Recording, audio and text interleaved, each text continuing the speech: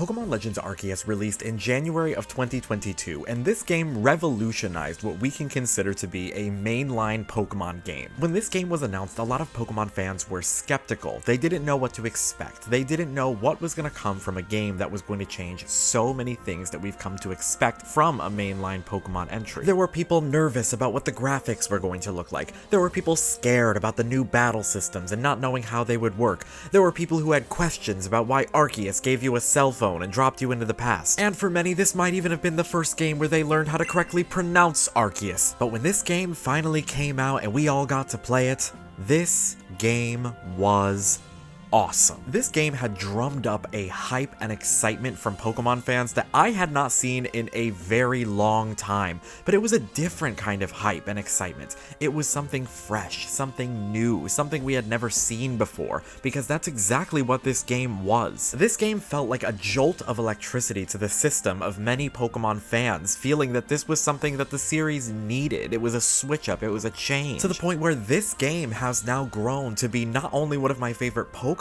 titles, but one of my favorite video game experiences I think I have ever had. But you might be asking, Dominic, what made this game so successful? What made this game so good? Why do people rave about it? Why do people talk about it? What made it so exciting? Well, that's the point of today's video. In honor of it being the 3rd year anniversary of this game's release, and because this is one of my favorite Pokemon games just to talk about and play in general, I wanted to make this video today to talk about the success of Pokemon Legends Arceus and really examine it under a microscope and talk about it with a fine-tooth comb. Let's go through the game and discuss what exactly made it so successful to so many fans, and why did people enjoy it? What was it that made this game truly stand out? But before we go ahead and dive into today's video game analysis, if you love Pokemon Legends Arceus, make sure to go down below, hit that like button, it really helps the channel out, and also subscribe to the channel if you enjoy content like this and would like to see more. Every subscription to the channel is one more prayer that Arceus themselves will finally one day drop the Arc Phone 2. Where else would be a better place to start talking about this game than with one of the most exciting things that we had heard about this game when it first came out, something that people could not wait to see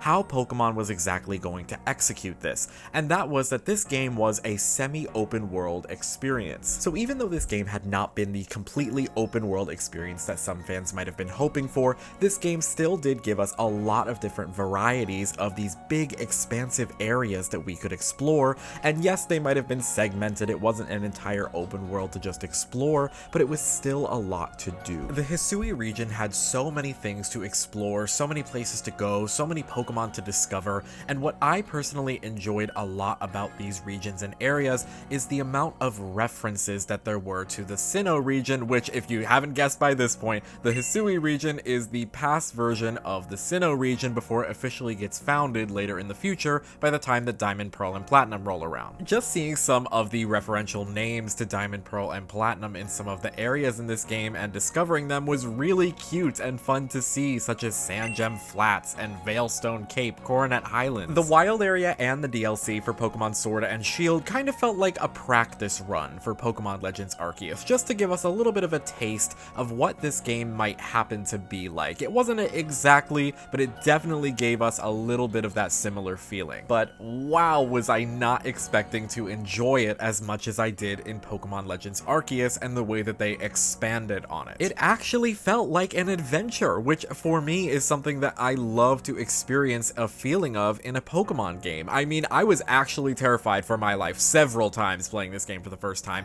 especially from that Snorlax up in the first area. You know exactly the one that I'm talking about. Terrified for my freaking life, and I loved it. But speaking of wild Pokemon, let's talk about how they changed up capturing Pokemon in this game, which is a way that we had never seen before. As this game had a more action type feel to it, the way that you could hide in and out of grass and bushes, try to hide behind trees, hide behind rocks to like avoid Pokemon, throw a Pokeball from the shadows and try to get them, like it felt like an actual game. I really enjoyed it. I felt like I was in the anime. I felt like I was Ash Ketchum trying to catch a Pokemon in real time. Like, it felt so good and so much better than in any other other Pokemon game to catch a Pokemon. The new varieties of Pokeball that they created were also very fun to use as well and try to create new ways of capturing Pokemon, whether it be catching them from the back with the Gigaton balls or using the Jet and Wing balls to catch Pokemon from afar. And this was so fun to try to think of different ways to capture Pokemon and what type of Pokeball would be best to capture them. In future entries into the Legends series, I would love to see these types of Pokeballs come back, as well as hopefully some new ones in the future.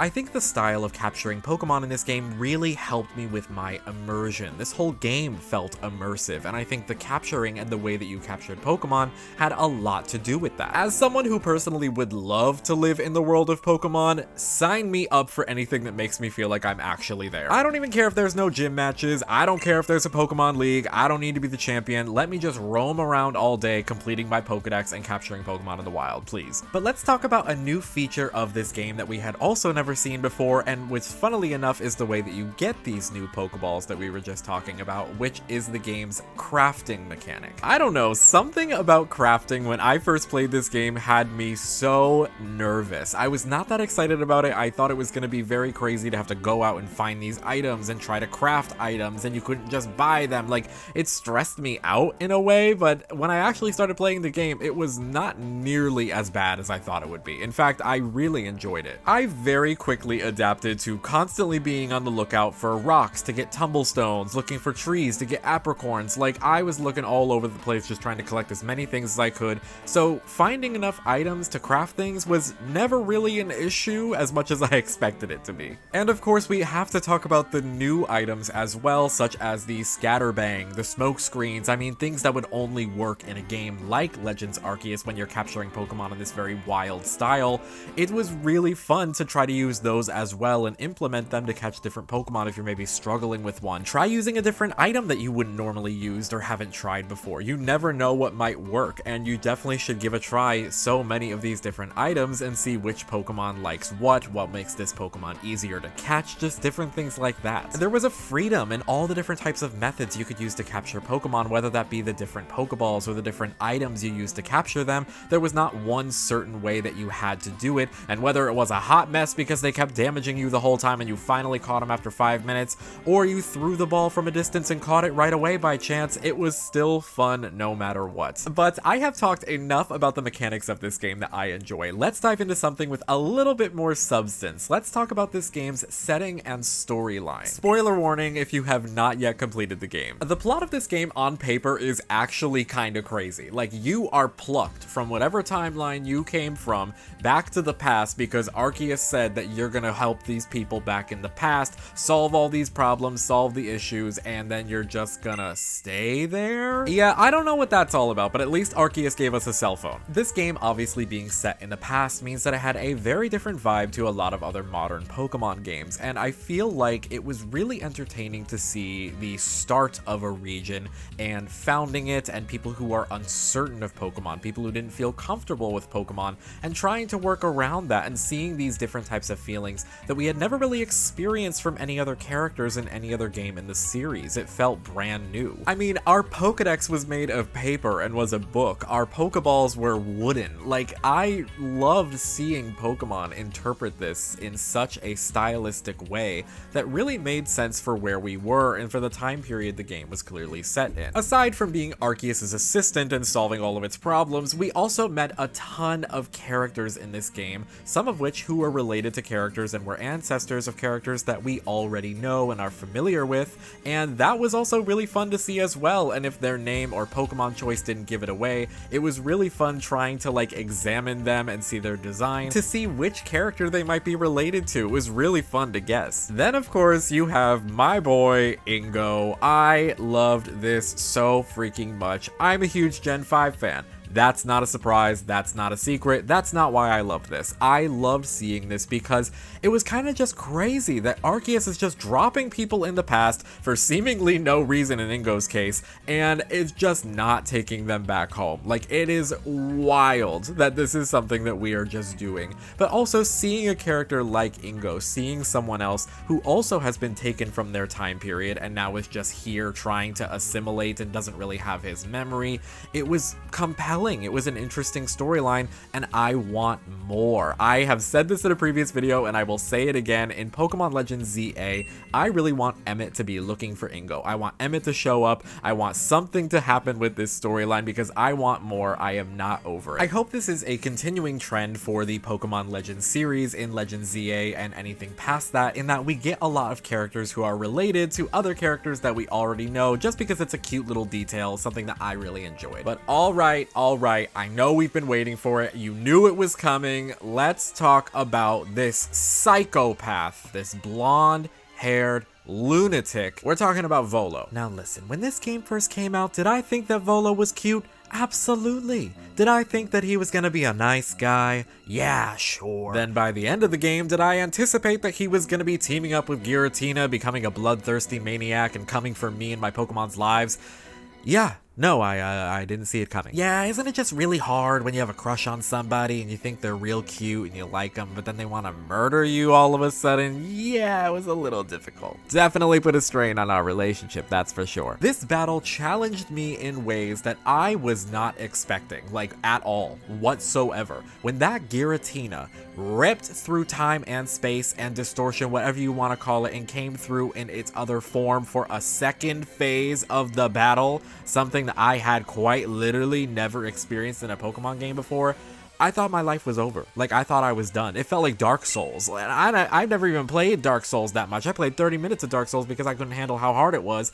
And this felt like that. This felt like it was a wrap. It was done. It was over for me. Also, can we just talk about for a moment the way that we get banished from the village? Let's talk about how Pokemon Legends Arceus has this emotional depth to it that I had quite literally never seen the likes of in any other Pokemon series. Like, there were sad moments, of course. Like, Pokemon can get sad. Pokemon can get serious, Pokemon can even get scary. But the way that Pokemon Legends Arceus does it is like, I feel like I'm in a TV drama. I feel like my life is actually on the line. I felt hurt. I just did all of this running around for these people, some of which I even did various side quests for. I got Pokemon partners for some of them. I helped fix the village. Like, I have done so much for y'all, and this is the way that you thank me? Like, I know we fell from the sky from a weird space warp hole. Yeah, sure, I get it. But you know what hurts more than that? Being abandoned. Needless to say, I'm still in my feelings about it because truly this game's storyline was very compelling and truly like something I had never experienced in any other Pokemon game before, and it was exciting to see something like this happening. And now onto our final segment of today's video, just a quick lightning round of a bunch of various different subjects about this game that I really enjoyed, but I feel like I didn't have enough to say about one giant category, so I just threw them all together. The customization in this game is absolutely fabulous. I love how many options there are for hair and different types of appearance for your trainer and all the clothing options. I mean, anybody who follows me here on the channel knows how much I love fashion. I love talking about fashion. I love looking at fashion, so you know I was all into this customization. And I loved having a fabulous goal to work towards in that you got more hairstyles and more clothing options available to you the more progression that you make in the game and the more side quests you complete. I love that. Out of any game that we receive different forms and regional variants for, I think that Pokemon Legends Arceus does it one of the best for sure. I loved so many of the different forms of Pokemon that we got in this game. Some of my personal favorites include Hisuian Lilligant and Hisuian Goodra, and also I loved seeing some Pokemon that were so prominently featured in this game were new evolutions of Pokemon that desperately needed them, like Basculegion coming from Basculin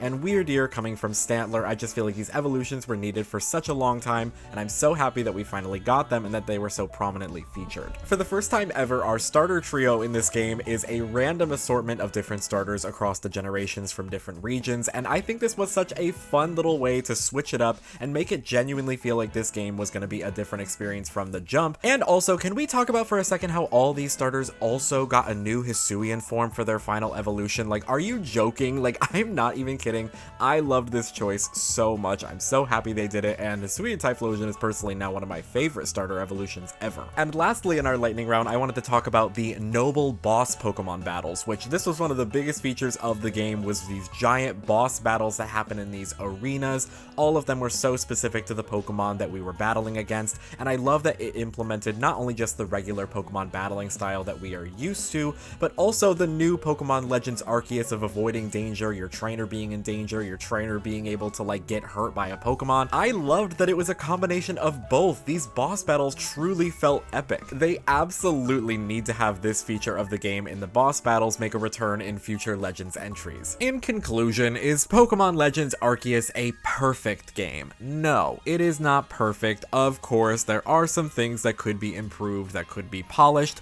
but I feel like Pokémon Legends ZA is going to do exactly that. I genuinely feel like any gripes you might have had with Legends Arceus will hopefully be resolved in Pokémon Legends ZA. I mean, we're taking the extra time to do the game and to complete everything, and I'm assuming that means that it is going to be high quality, it's going to be a good game, a good experience. I mean, who knows? The graphics could end up being better, which I know some Pokemon fans really desperately care about. That tree from Sword and Shield lives rent-free in some of y'all's minds. They could add new features, they could change up old ones from Pokemon Legends Arceus and just polish them up a little bit to make everything run a little bit smoother, to make it a more enjoyable experience. But I think Arceus already had a great formula and is a diamond of a concept. It just needs a little bit more polishing to be the true diamond that it really can be. I cannot believe that it has been 3 years since this game has released. I mean, I will always treasure the time when this game first came out and everybody started playing it. It was just such a new and fresh experience for everybody, and the whole Pokemon community was just excited to experience something this new. I have a lot of expectations for the future for the Pokemon Legends series, and I just know that Pokemon Legends ZA will be something good. I mean, they are cooking it for a good amount of time, girl. Like, they have been cooking this in the kitchen for a long time. It's got to be something good at this point. Hopefully the day is drawing closer to where we will get news for Pokemon Legends ZA, because we have been in a very massive drought. But just think about it for a second, that if you already love Pokemon Legends Arceus, if they use that game as a base, as a starting point for Pokemon Legends ZA, and are just perfecting and polishing and adding more on top of that, I cannot wait to see the finished product. As always, let me know down in the comment section below what your thoughts are on Pokemon Legends Arceus. Did you enjoy the game? What was some of your favorite parts of the game? And even let me know if you didn't enjoy Legends Arceus, what you hope to see improved for Legends ZA. I truly consider this game to be one of the biggest success stories of any Pokemon title to come out for the mainline series, and I cannot wait to see what the future holds for the next entries. Maybe in Legends ZA we'll get a Zygarde phone.